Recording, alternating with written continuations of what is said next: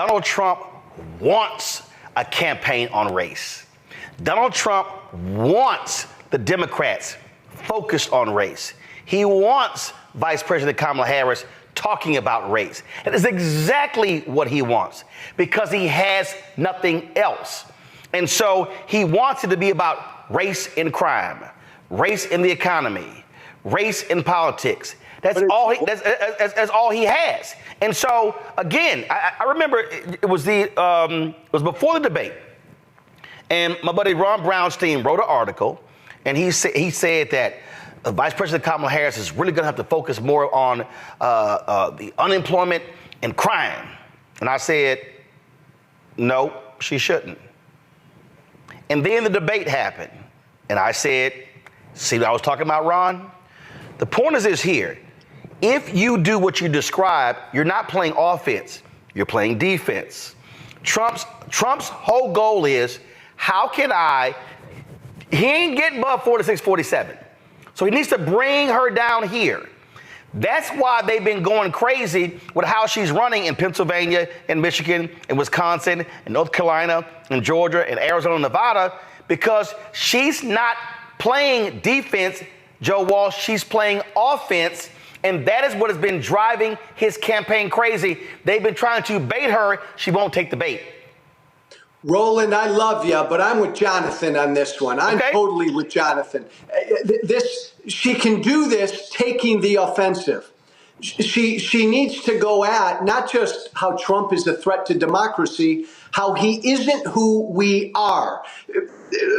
Democrats are always afraid to play in the culture war stuff, which is baloney, because most Americans are tolerant and most Americans are where Democrats are in these culture war issues. This issue of race, most Americans, most white Americans are with Kamala Harris and not with Donald Trump. He should be isolated with this. See, the reason I got to disagree with you on that one is because it's in the data. It's in the data. The reality is this here. When you look at numbers, Obama got 39% of the white vote. He won because he over-indexed among African Americans and Latinos. The biggest fear that I had, Rebecca, with Joe Biden deciding not to run was what would happen to his white coalition. And Vice President Kamala Harris holding that white coalition. I get what Joe says, but you know what? A lot of those same white folks will vote for Donald Trump because of the interest. I was playing golf with a guy probably in his 60s, and he said, well, you and I probably on the opposite side. He's like, hey, it's a bunch of that crap I don't like. He said, but I'm voting for the policies. He just completely ignored everything that he says, everything that he does. He's like, I'm voting for the policies. And if you start playing their game, you stop focusing on what makes you you. Rebecca, go ahead. Congressman Walsh, I know you don't know me, but I grew up in Omaha, Nebraska. I spent a lot of time in Nebraska. Nebraska, just in case folks aren't aware, is very white. And so I hear what you're saying, that they are good people with good hearts. I also understand the impact of those who are silent while bad things are happening. I understand that there are Trump supporters who aren't racist, full stop. I understand that. But what I also understand is that these same supporters see the very vile and racist things that Trump says and do, and they don't think that that is a disqualifying for them to be able to support him politically. That is my issue. It is, quite frankly, not my job to make white America and some of my fellow Nebraskans feel super comfortable and say, hey, come on in. I think it is for white people like yourself to have that conversation, because that's not the conversation that I can have. You have a shared and lived experience, and that's something that you have to evangelize on that particular issue. That's just simply, it's not my responsibility. It's not my emotional labor. One thing that I will say, to Roland's point, as we're seeing the browning and the blacking of America, as we're seeing the increase in white fear, one thing that I have noticed, even from people that I grew up with in Nebraska, and we're now now, elder millennials, we're in our 40s. One thing that I've noticed is as there has been a decrease of white privilege that some of these white people are experiencing, for them, that is oppressive because they're not getting that white privilege the way they did 10, 15, 20 years ago. And to me, white people like yourself need to have that conversation with other white people of what it means to pipe up, pipe down, step back, and not get the benefits of whiteness in America. So, Joe Walsh, you're traveling the country on behalf of Vice President Kamala Harris and Governor Tim Walz. What are you saying to Republicans who say, hey, I can't get with this guy, or I'm looking at voting for someone else, or I'm not sure about her? Are you putting this front and center? Like, this is what this guy is saying, and what are they saying back to you? Yeah, and by the way, Rebecca, thank you. I so appreciate every word you just said. Thank you. Look, I'm in front of independents and Republicans in every battleground state, and I'm going after Donald Trump with everything. It's not about policy. You may disagree with Kamala Harris on some policies, but this is who Trump is. He's a threat to democracy. He's the worst of us. He's a bigot. He's a racist. He's intolerant. He's cruel. It'll lead to 4 years of chaos. Roland, I throw everything in there. And I always end with, we are better than he is. We're better. Vote for Kamala Harris. Well, I think, Jonathan, and that what we are seeing here, and I'm telling you, it's 41 days left, you're going to see more of it. When you see a J.D. Vance admit to lying, well, I mean, if it means this, cool. When you see them ignore what the city manager says and the police chief says and the governor says, they don't care. They are going to advance the lie, and they have decided to make Haitian immigrants the centerpiece of their hate immigrants in America position. And it's going to continue. The attack's going to continue. And God forbid some nutcase ends up killing a Haitian immigrant. In fact, I saw this one graphic earlier where J.D. Vance was talking about all of this crime, and the police chief said in 21 years, not a single Haitian immigrant has murdered anybody in our city. They don't care about facts. So going to what you're saying, because I agree completely with what you're saying, I would just say that I think where we separate is just that exactly the point you're making. I don't want it to rise to the level of someone being hurt. I don't want it to rise to the level of someone being harmed beyond how far they already have been. And I think that one of the things about Vice President Harris being a part of a current administration is she has a level of authority that I do believe that she should be using to call out Donald Trump for not condemning this coming from his own party, coming from his vice presidential candidate. Because what I find every single day in the media is that Donald Trump controls the narrative and everybody just responds to it. And it is long since past time. I said this for the past 3.5 years. President Biden has a phenomenal record, but he doesn't run on it. He doesn't tell people about it. And Vice President Harris as well. It's like at some point or another, you've got to stop letting Donald Trump control the narrative and you responding to it. And you set the narrative. You have the bully pulpit. You say these comments by this man are unacceptable. They could lead to someone being harmed. You just said that rhetoric is responsible for someone allegedly trying to kill Donald Trump. So if you believe that rhetoric is dangerous, then you have to hold that same standard for these comments about these vulnerable communities in our country and put them on the defensive. Make him not come out and condemn it and put the spotlight on that behavior, because if you don't, it's working perfectly because it's feeding into racist, but it's also flying under the radar. And that's what the problem is. That's what white supremacy has always done in this country, is it's flown under the radar and festered instead of shining a light on it. Like, they want to talk about roaches, shine a light on roaches, and they scatter. And that's what Vice President, in my estimation, Vice President Harris and even President Biden should be doing with the authority they have with their office. Because if you don't, it's going to keep festering and keep dog whistling to all the right people. And that is going to get someone hurt. Well, Joe Richardson, here's the thing, though, and I totally understand that particular point.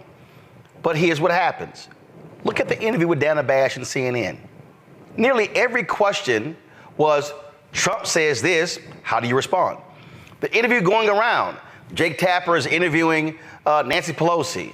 Trump says this. How do you respond?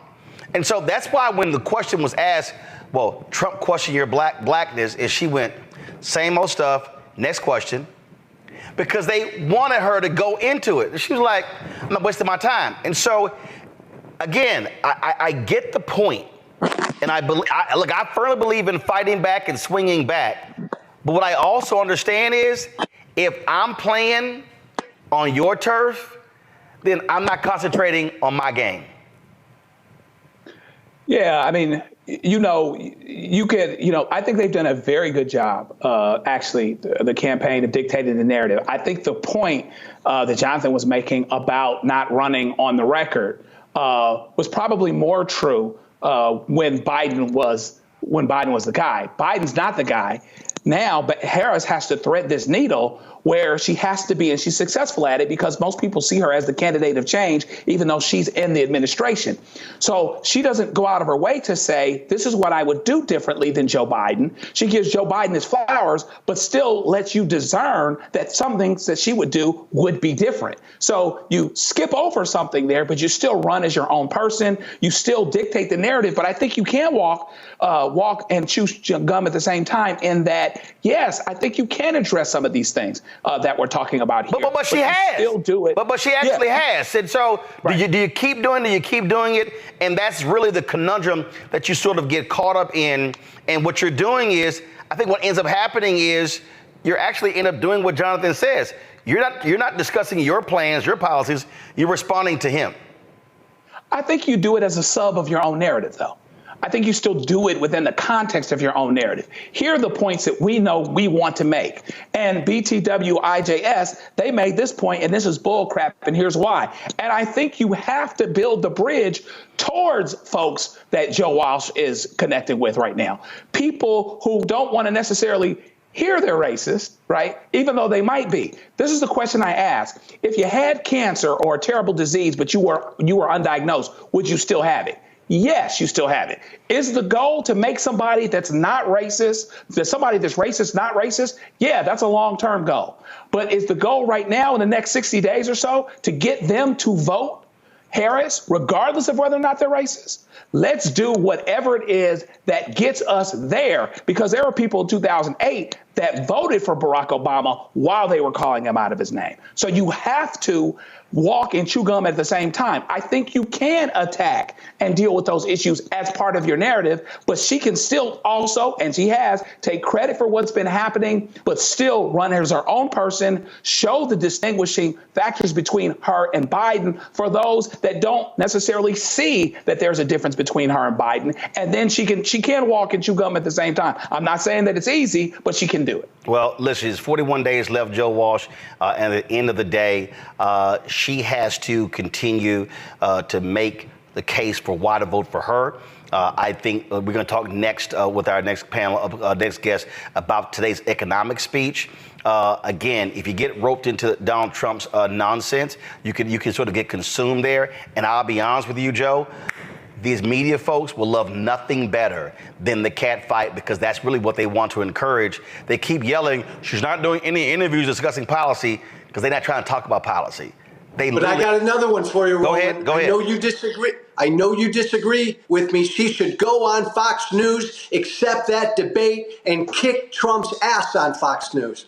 I think, the reason I do disagree because is because Fox News, after they paid a $787.5 million settlement, and they are still in the middle of a lawsuit. So the Smartmatic lawsuit. So my deal is they have disqualified themselves from holding a debate. I don't think that you reward them and their behavior, because the actions they took in 2020, they were tied directly to Donald Trump in advancing his lies. And so I think you have to make them pay by saying, no, I am not going to reward you for what you actually did.